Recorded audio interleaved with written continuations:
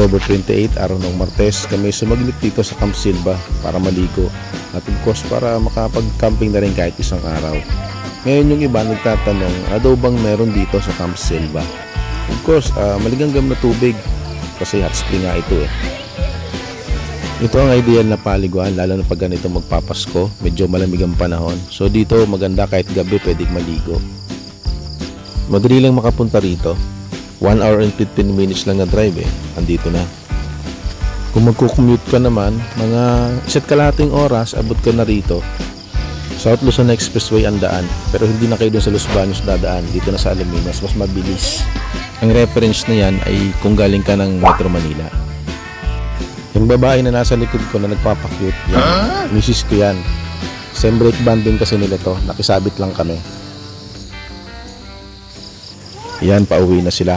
Kami dito muna hanggang bukas pa kami ng tanghali rito.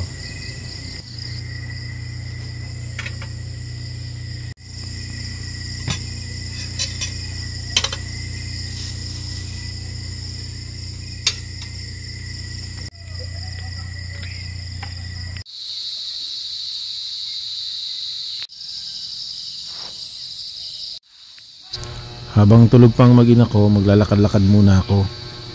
Pero kasabay niyan, pakita ko muna sa inyo yung mga fees na binabayaran dito.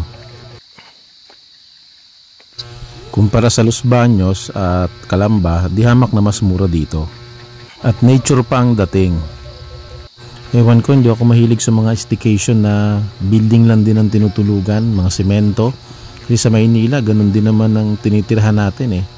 Kaya mas trip ko talaga yung ganito, yung nasa nature. Ibang dating sa akin nung huni ng mga ibon eh. Pagka ganyang maggagabi na, tapos sa gabi yung kuliglig, tsaka yung naaamoy mo yung amoy ng mga puno, ng mga halaman. Nare-relax ako sa ganun eh. Kasi sa Maynila, di ba, mga amoy ng usok, mga tambutso. So yun yung mga marinig mo lagi, kasama na dyan yung ingay ng mga tao. At yung palagi kang busy. So yung ganitong klaseng environment, nare-relax ako. Kahapon na medyo umulan, medyo napansin ko umusok yung tubig. Ngayon pagka ganito daw na umaga at medyo malamig, so ganun din daw. Ngayon tingnan natin, pagdating natin doon sa pinaka parang sapa niya na mayroong falls na maliit, tingnan natin kung talagang umuusok.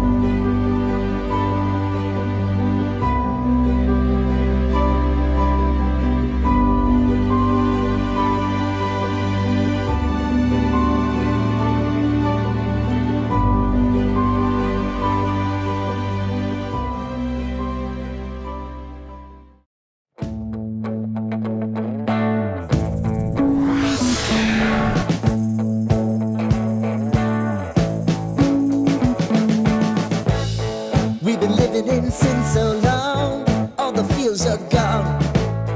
Fella stopped me on the street last night, said everything's alright.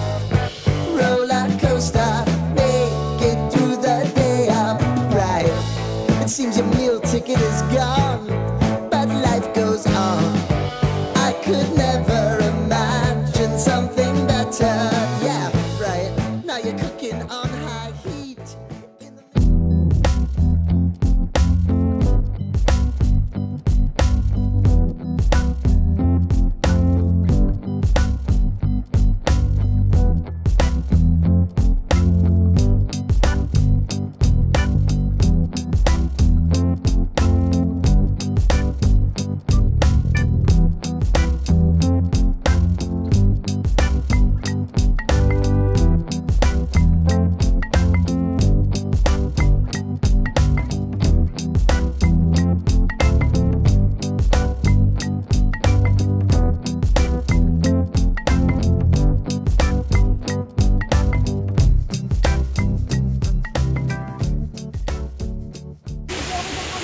Maganda doon na. Kuya, Kayla, come here. Hawakan mo nga muna, baby. Dito, oh, maganda yung shot papunta doon. Dito kayo, dito. Ganyan, oh. Hari ka dito. Ang pangit ka banding ng watang to. Kahit medyo gipit sa mga gastusin, ako naglalaan talaga ako ng budget para sa mga gantong bagay. At hindi ako nangihinayang. Feeling ko kasi nakakapag-renew ako ng lakas dito eh. Yung mga stress na naipon mula ng mga nakalipas na araw, linggo, buwan. So pagka nakakapag ganito kami, pakiramdam ko lumalakas uli ako. At dun sa mga susunod na araw, may panibago na naman akong lakas na gagamitin para ano man yung mga tungkulin sa buhay magampanan natin. Gaya nito, di ba? Kung titingnan mo, napakalinaw eh. Minsan yung utak natin malabo na eh. Pero pagka kahit papaano naglalaan tayo ng oras, ng budget para sa ganito, yung mga malabo nating utak ay medyo lumilinaw din kasi nakakatulong nga ito. Walang shark dyan.